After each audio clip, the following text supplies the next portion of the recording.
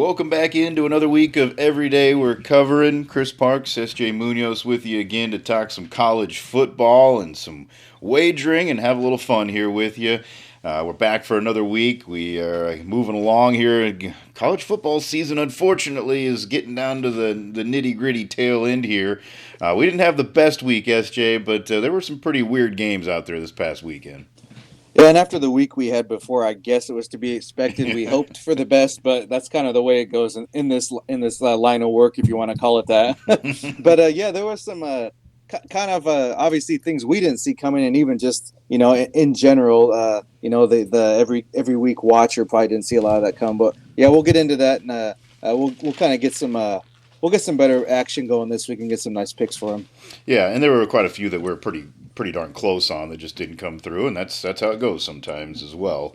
We'll talk some of the big games that happened this past week as well. We'll analyze some of the things that are kind of affecting the game off of the field also, and that letdown trend continues. So we'll be talking a little bit about that as well before we get into our picks here for this week. But as we get rolling, we always, of course, talk about what fine places are delivering us liquids that make our lives a little bit better, especially after maybe a rough week of picking a little bit. I found a nice little mix pack the other day that I was pretty happy to stumble upon. The fine folks at Shiner or Spetzel Brewery, if you're familiar with their work, out of Shiner, Texas, but all their beer they label Shiner. And they've got a Home for the Holidays pack out. Yeah, so it's got all kinds. It's like 12 different beers. One I'm sipping on right now is the Holiday Cheer. Now, I'm not one of those guys that's going to get into the spirit too darn early, but this one did sound pretty good to me, so I pulled it out. It's brewed with peaches and pecans, and it's got a nice little, a little extra hint going on to it. And, the weather's turning, so we're diving into those beers. How about yourself? They don't quite have that Christmas music going in the background just yet, but you're right on the edge there. I actually kind of not total opposite, but I'm going a little bit lighter this week. Kind of inspired, I guess, by your move there with the variety pack. I found me a Golden Road brewing it's out at Los Angeles actually. The mango cart is like their most popular kind of. You see it everywhere basically anymore these days. And to be honest, that one in that variety pack, I enjoyed it. It just wasn't my cup of tea, so to speak. So the one I'm gonna. Well, we spoke a minute ago offline before we got on here about had a little bit of a rough day with a field goal, so I'm gonna go ahead and do a double dip here. Got to blow off some steam. So I'm starting off with the street cart, and that's kind of similar to that Southwest Boulevard we mentioned a few weeks back. Oh, yeah. It's a lime and salt survey, so it's pretty good. Really, really easy to drink. It just got a lot of good flavor. That's one thing I noticed about their varieties. That the flavor is pretty powerful there. And I'm gonna hit the guava cart too. It almost drinks like a sour. It's labeled a wheat ale. It's got guava and passion fruit, but to me, it's kind of got that sour finish. If you're a sour ale fan, which I know you are too. So there's even a spicy mango they have. I probably won't crack that open tonight, but that one I'd prefer that to the regular mango. Just if anybody sees that pack out there and they want to try one, but all good. Don't get me wrong, but definitely my two favorites would be those two, and the spicy mango not far behind. Awesome. Yeah, I admittedly did dive into quite a few of the Home for the Holidays pack here over the weekend. So there were a lot, and I will say there wasn't one in the bunch yet that I disliked. So I would. It's always a good sign, yeah. When you it up, yeah. You don't have to. Sometimes you get those, and no offense to any brewers out there, but there's always those ones that just different different strokes for different folks. Yeah. And, but I'm kind of the type of guy. I don't know. You might be kind of like that too. Just. If I buy it, I'm drinking it, whether I 100% love it or not. So I'm going to choke it down one way or the other when you spend that hard-earned bread. And especially these days with the, I don't want to fall in line with the general public, but, everything's kicking up there in price these days. So, if I'm spending a few extra bucks on it, I'm definitely going to be finishing that bottle or can off. Yeah, no doubt. You got to be committed. Once you make the play, you got to go with it, just like we do. Just think happy thoughts. That's all you got to do. Yep. Yeah. That's one of those things too that like when this whole scene changed, when the craft beer scene started to explode a little bit, and you started to get some of the more local breweries, and you started seeing it actually on the shelves, in your local grocer.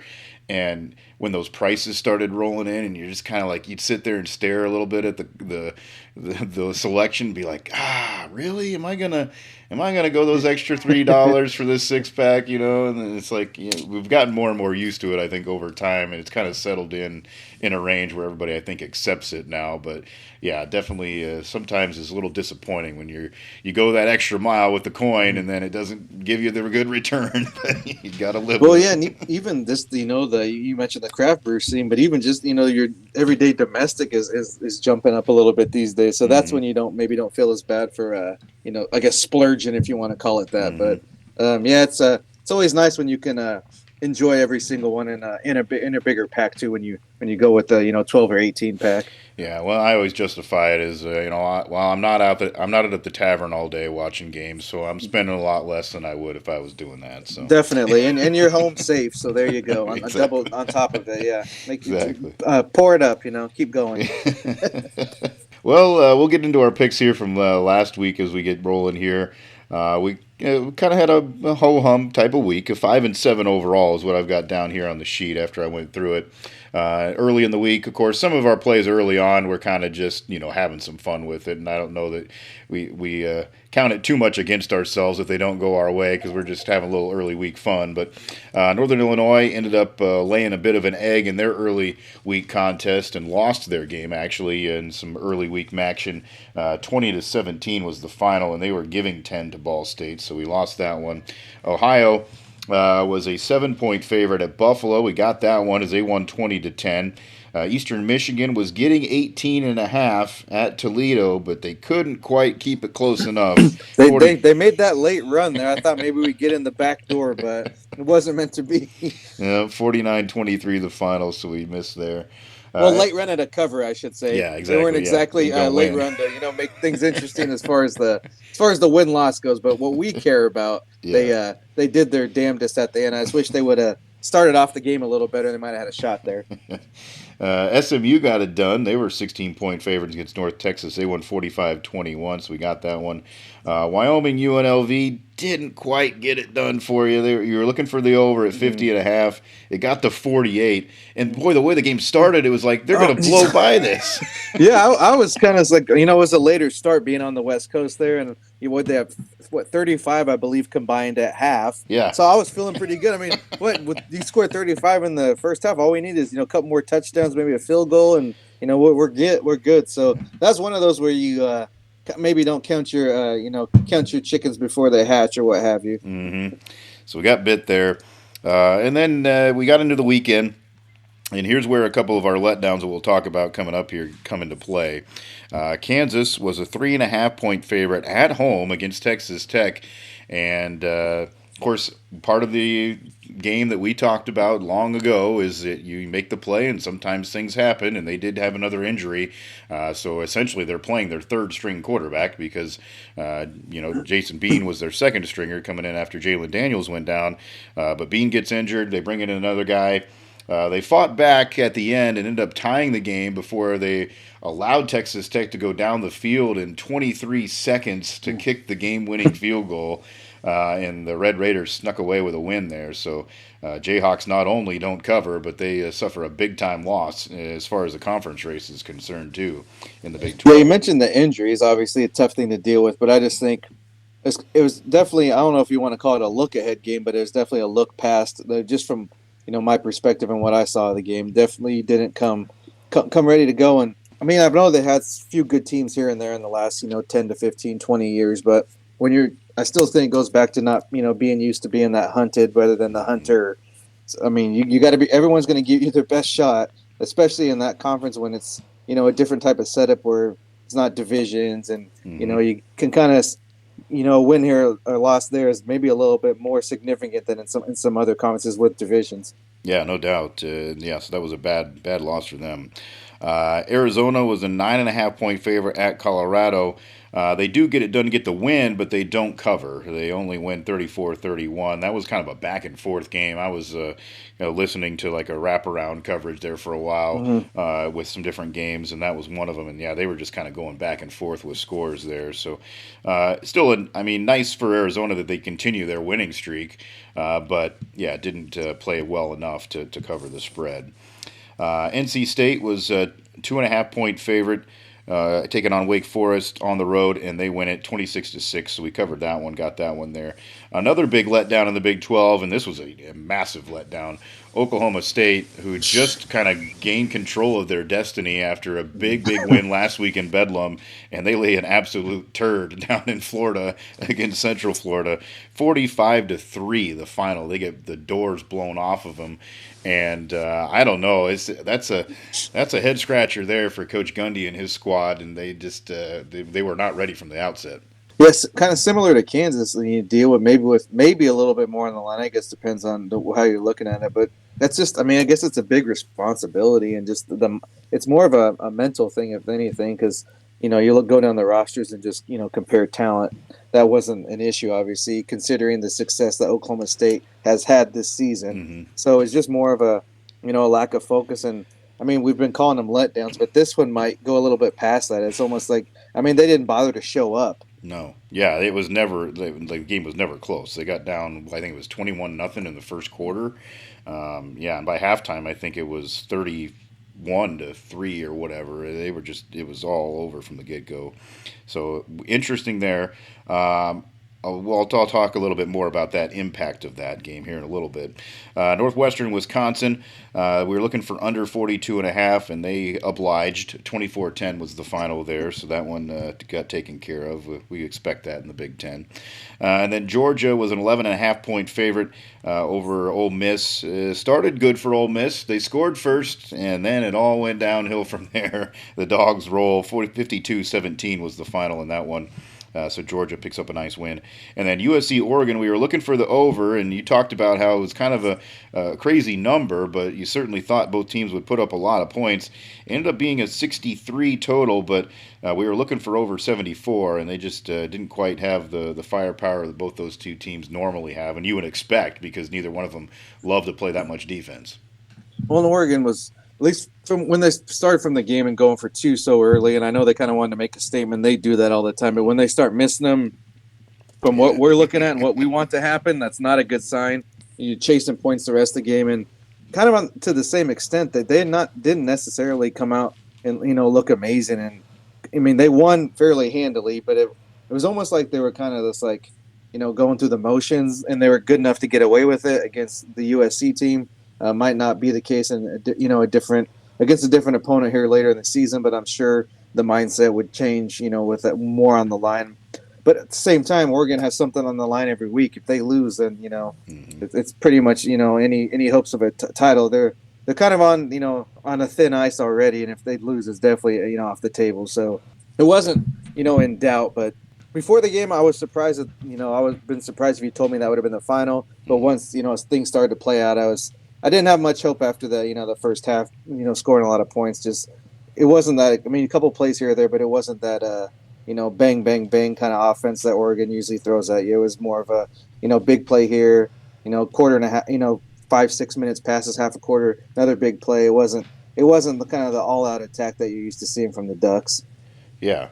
Well, what was interesting, I thought, as I was listening to some other games earlier in that afternoon window, a game that you probably wouldn't have thought would be as high scoring as it was, turned out to be kind of a back and forth track meet with Washington pulling out their win at home over Utah. 35-28 was the final in that one. But boy, those teams were trading blows there for a while. And it was nothing but big plays. I mean, it's different when teams driving down the field, but when you're hitting those 50, 60-yard bombs, that makes it pretty interesting sometimes. Yeah, with no dog in the fight or even no play on it. That's kind of a game that's fun to watch because you don't have the pressure or you're not nervous about any play. It's like keep scoring. I know the today NFL the Lions and the Chargers was kind of like that too, just going back and forth like freaking like one of our old comrades used to say, coming out like gangbusters, just going crazy. Yeah, a lot of fun to watch those games, and there were some good ones. We mentioned that both the Kansas and the Oklahoma State kind of letdowns. We've talked about that theme throughout the year, and it's happened a lot, and it bites those two teams again. I just think it's interesting, and I'm going to go ahead and personally thank Oklahoma State because it lets my team back into the mix here for the Big 12. They've got now a big game coming up this weekend hosting Texas. It has Big 12 championship implications on the line now because of Oklahoma State's stumble, and it's all jumbled again towards the top. Kansas State had an impressive win this weekend over Baylor. So they're right up there in the mix. Texas is still the top dog with only one conference loss, but boy, it's still a jumbled mess, and there's a lot of teams that are still in the mix with only a few games left in the season, and that certainly makes it fun from the fans' perspective. Yeah, and I guess the trick for us, or whatever you want to call it, the wrench that's thrown at us is just kind of finding those letdown games. So that's I guess that's the goal for us to try to do. It's not easy, and that's it used to be kind of a if you were into this game or into the gambling world, the pick was defined like the upset that no one was really going to find. Now it's more of a matter of you're kind of looking at the other side of it. What team is going to play down rather than what team is going to play up? It's kind of like the opposite these days. It seems like, at least from you're looking at it from the perspective of the gambling and the betting world. Yeah, and I will say from my personal perspective, that's something that I probably is a hindrance to me once in a while, is because I do tend to get that recency bias once in a while when you just watched a team the previous week and they looked really good, or they won a big game, and you're thinking, they're playing so well, that's not going to happen. And then you come out and you see a line that maybe looks a little bit closer than you were expecting, and you probably should take second thought about that, because sometimes that tends to be the way it goes. I fall into that trap sometimes when teams looking are good, and then they match up against a team that can jump up and bite them.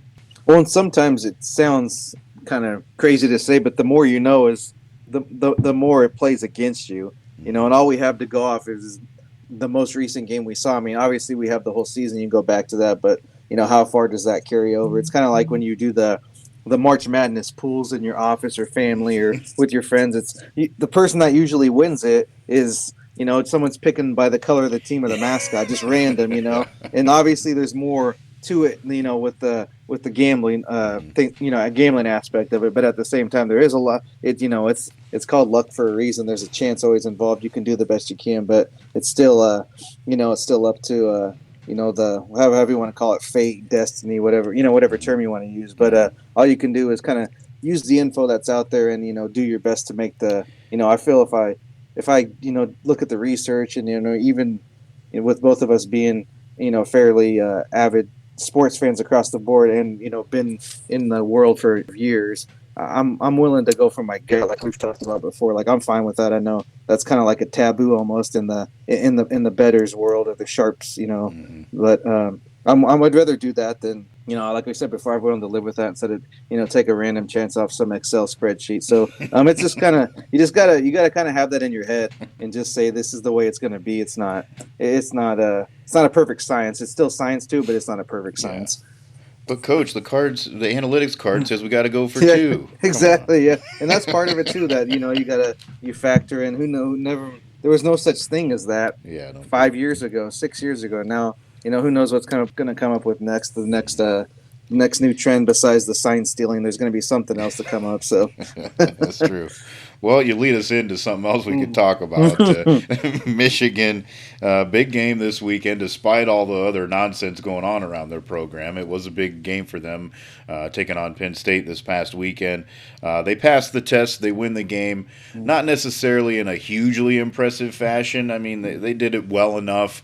It was somewhat impressive, the fact that they didn't even throw a pass. They didn't have a true pass attempt in the second half, just ran the ball. But that's what they're good at, so I don't know that we should be surprised that that's what they're doing.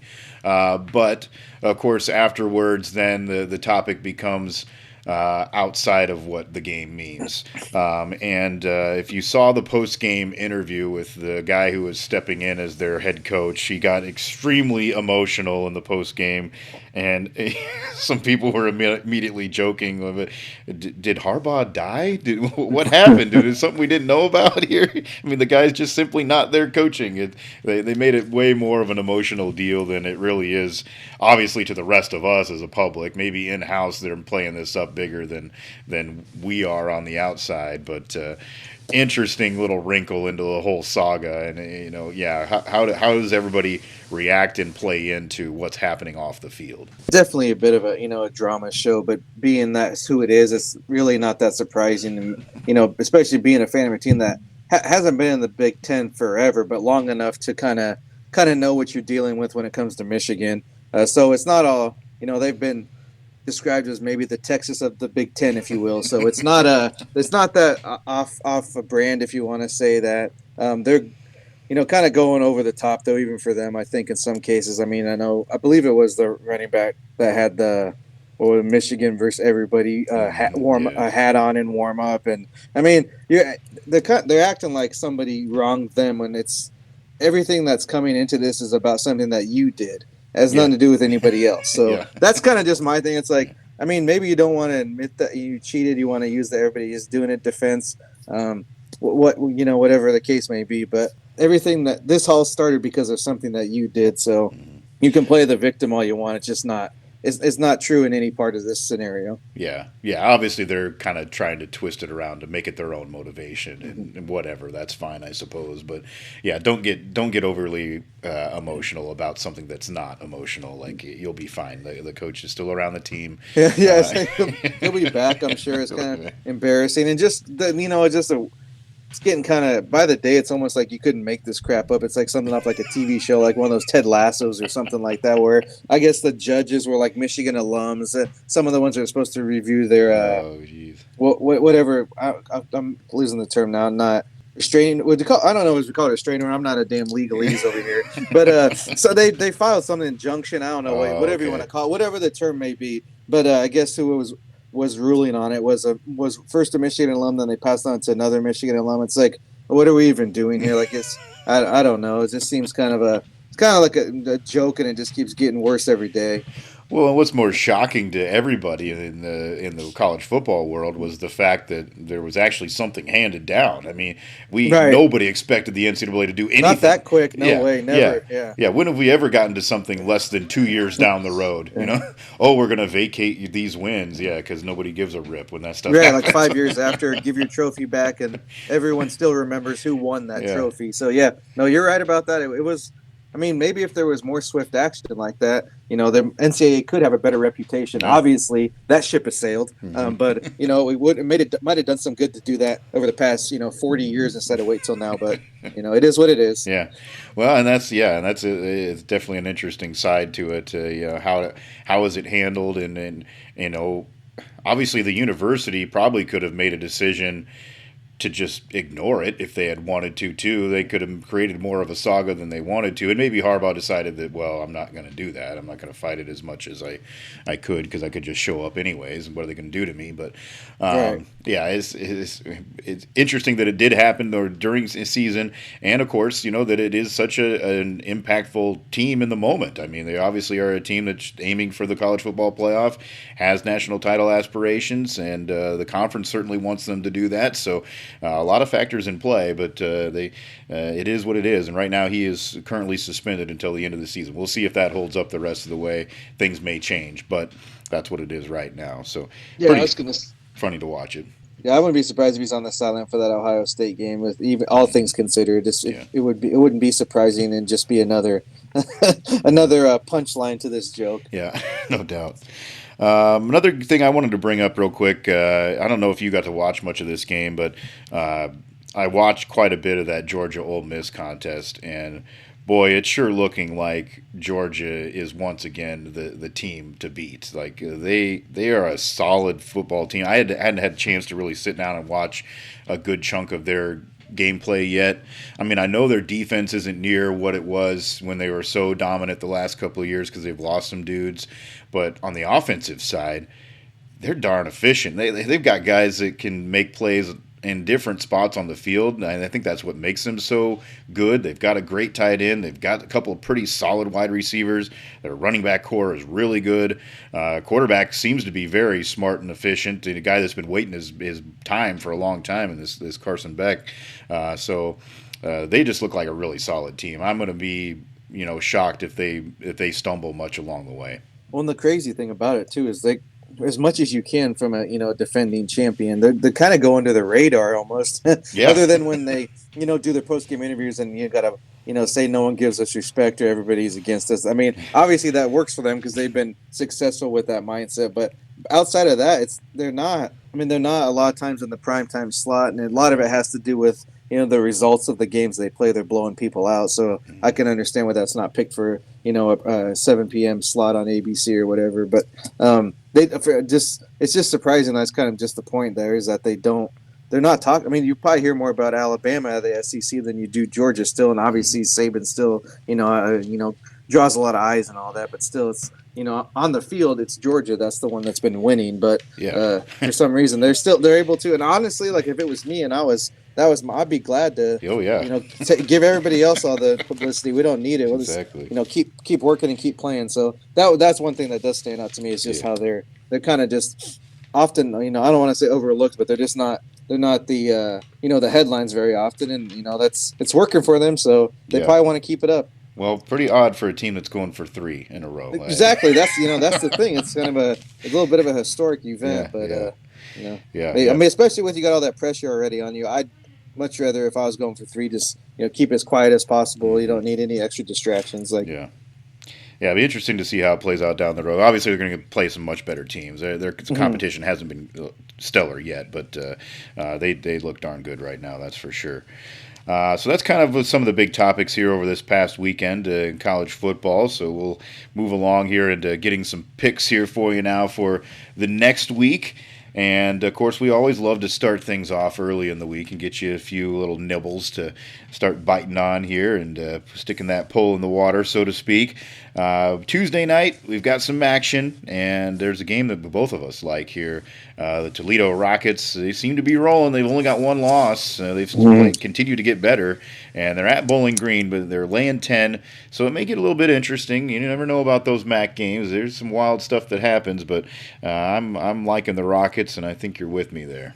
Yeah, they seem to be the class of the MAC, if you want to say that. And you mentioned that 1 loss. They're a few seconds away from being an undefeated team there. That the Illinois field goal kind of had to pull it out of their ass to beat them there. So they're real close to being unblemished on the season. I just think they when it comes to that conference, obviously we like to watch the games and have some fun with them. But they definitely seem like actually a legitimate team, and they seem to be kind of rolling through that conference. Yeah, we'll follow it up on Wednesday night with some more action.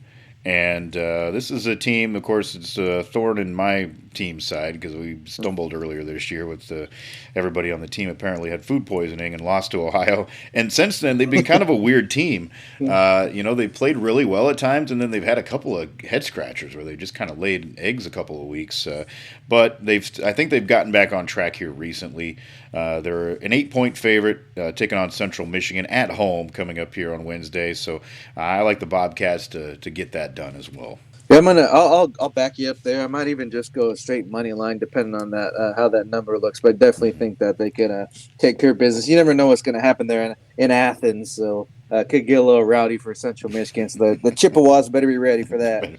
That's going to be some tight action there. I know we both got a couple on Friday. What are you looking at there on Friday night? Yeah, I mean, we've said it before. Like, I'll watch any football, any sports in general, but football for sure, I'm gonna watch no matter what. But this one could be ugly, so bear with me here.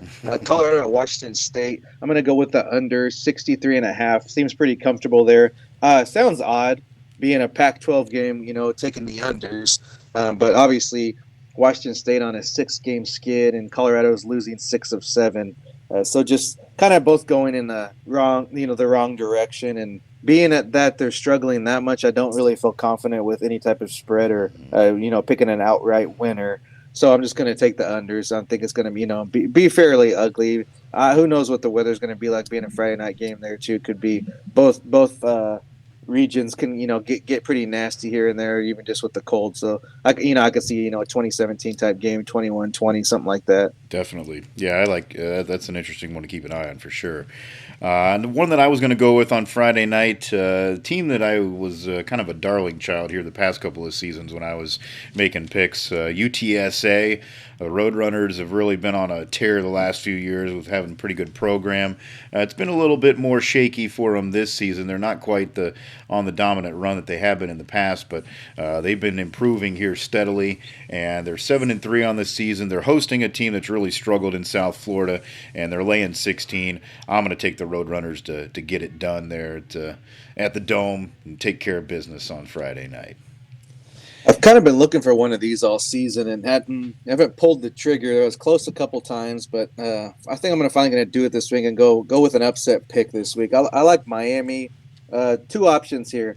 They're getting a 1.5 against Louisville, so plus 1.5. I'm pretty solid with that. Even the money line I like.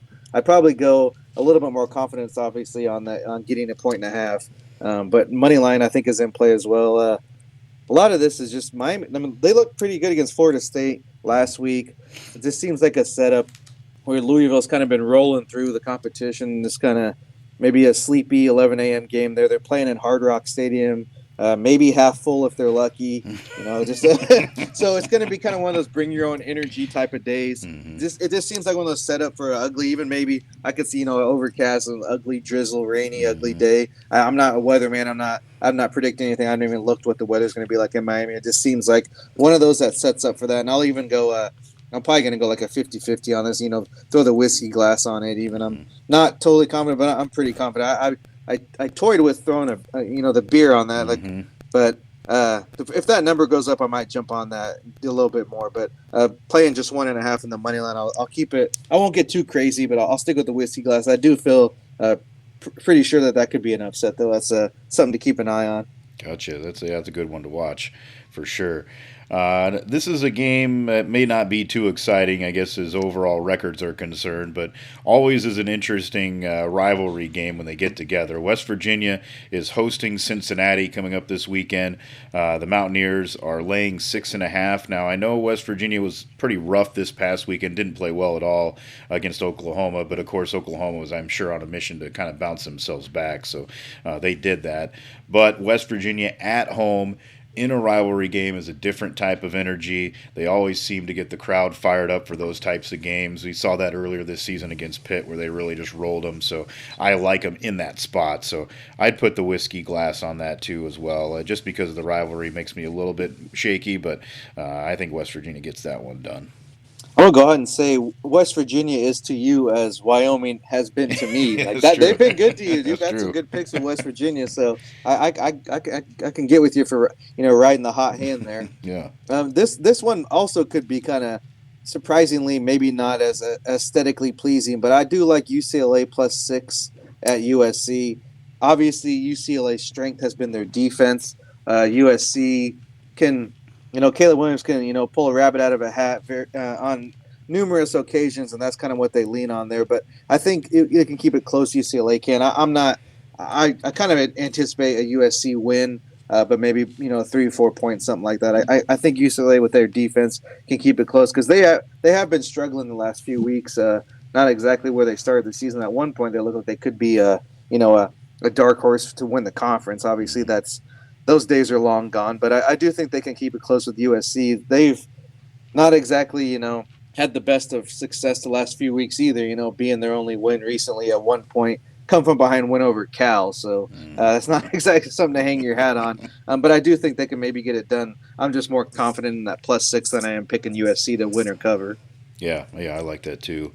I'll throw a beer stein on this one, and this maybe I'm falling into the recency bias thing, but Georgia is giving 10 at Tennessee.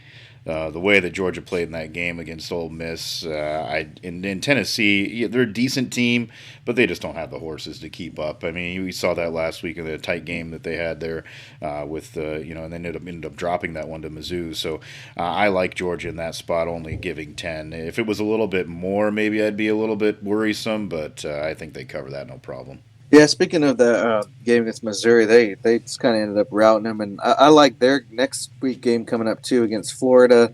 taking the over 59.5. I think there's going to be some points scored on this field, and I'll go ahead and pop the bottle on this, and I'm pretty confident on that. Yeah. As far as the picking a winner here, Florida is getting 10.5 points. They're coming in though losing three straight. So do with that what you will. I'm not very confident in it. Most years that would be easy money taking Florida 10.5. Whether it's home or away against Missouri, it just doesn't seem like they got the horses this year. But if you want to, maybe take a gamble and roll the dice a little bit, 10.5 is a pretty big number for a SEC conference or for a conference opponent in a SEC game. Yeah, no doubt. This one, another one. I'll pop the bottle on this one as well. I don't know. This one is again fishy to me. I don't know what's going on with the books and why they hate NC State. Uh, but last week we always scratched and saying, should we not is this some kind of like a prank deal? Because that was too easy last week. Yeah, they were only laying 2.5 last week. At Wake Forest. Obviously, they didn't like blow the doors off them or anything, but it was 26-6. They took care of business. And now they're playing on the road. I get it. It is at Virginia Tech, which is can be a tough place to play, but they've been a team that struggled all year long. They're not playing well. And then NC State is actually at this point when I saw it is getting 3. So I don't know what's going on with that line, but if unless there's some magical injury that I don't know about that's really going to hinder them, I like the Wolfpack to easily get that done. I'd be pretty dang confident in putting some coin and popping the bottle on that one for sure. That's some of the big ones that we had here for the week. I know we had a couple others that we kind of want to throw out there to keep an eye on. One that All mentioned, I had this on my list, but I'll just kind of do it as a game to look at. Clemson seemed to have been gotten back on track. They're at home against North Carolina, who had to go to overtime to beat Duke this past weekend. I think Clemson is kind of sneaking up to play much better here at the end of the year. They're laying 7.5. I wish that hook wasn't there, so that's why I'm kind of just this is one to watch. But I would look to playing the Tigers in that spot for sure.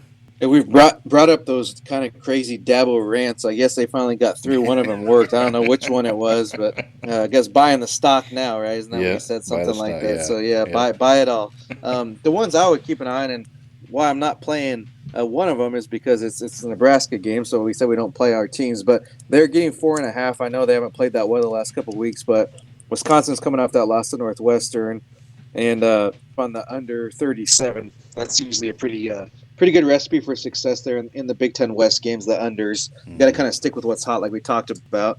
And then also your boys, Iowa State, they're getting 8 points against Texas, and then also the over 48.5. I think if they're gonna pull it off here, it's gonna be a little high scoring shootout. And part of that is, and a big part of that is the Texas running back going down with a torn ACL. Brooks, he's out for the season. That news just came across earlier this evening. I saw it come across. So I think that's obviously playing to that game. And just Texas, they found their success and they're in the driver's seat, but they've had to work for it and they've done it. Don't give them credit. They've won the games, but even just last night against TCU, they got interesting late. And I think if TCU is going to give you a run for your money, you better hold on to your hat there, Texas. That could be an interesting one there. And one more just to throw out that I probably will play as the Monday night game tomorrow. We don't do NFL often, but I'll go ahead and stick with that kind of ugly affairs that we've talked about here in the last couple games. I'll go the unders 47. The Bills I don't know what happened to them. They're all out of sorts. And honestly, I would not be surprised to see a Broncos win. They've kind of found lightning in a bottle, if you want to call it that. The last couple of weeks, they have looked pretty decent. But I'm definitely more confident in the under 47 there. And if you want to get crazy, go ahead and give the Broncos maybe a little bit. Put the nipple or maybe a whiskey on it. Nothing too crazy, but might be worth your while there. Yeah. Yeah, you mentioned those Big Ten games. That is interesting to keep an eye on those unders, and the Iowa-Illinois game would be another one to keep an eye on. It's only at 30.5, but that's what almost all Iowa's games are, it seems, this year.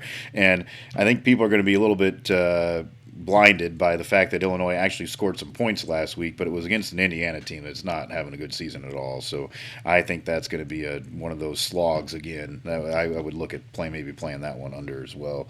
Yeah, interesting to see what happens at that Texas matchup. Of course, I'll be going to Ames here this weekend to watch that one, and just it's been odd for them because of the quarterback injuries. They've been dealing with that and trying to get over it. Now you throw in another injury to a major, role playing spot. This is a little bit going to be shaky for them down the stretch. It's going to be an interesting tail end of the season. I think the Big 12's got some more wild surprises in store yet before we're all said and done. So it seems like when it's always in the last year, it can never just, it's always got to be kind of something crazy on the way out, right? That's true, exactly. Got to make it interesting on the way, and hopefully we're kicking their ass right out the door. I'm never going to root for Texas, I'll tell you that, so I'm with you this week. All right, well, that's what we've got on our docket here this week. We appreciate everybody that tunes in and picking along with us and having some fun. Again, if you'd like to reach out, you can find us easily on Twitter at SJMBets, at Cherokee CP. We post links to the podcast there as well. I'll always share it on our on Facebook as well if you're somebody that's on there. But Spotify, Google Podcast, and the Amazon platform, all places that you can find the podcast to listen to. We'd appreciate your reviews and interact with us on the polls and send us some messages. Get involved. We'd love to have some interaction with you and have some fun as we enjoy this wonderful college football season. So that's going to do it here for another week for us. Thanks for joining us. That's S.J. Munoz. I'm Chris Parks. That's another week of Every Day We're Covering. We'll see you next week for some more covers.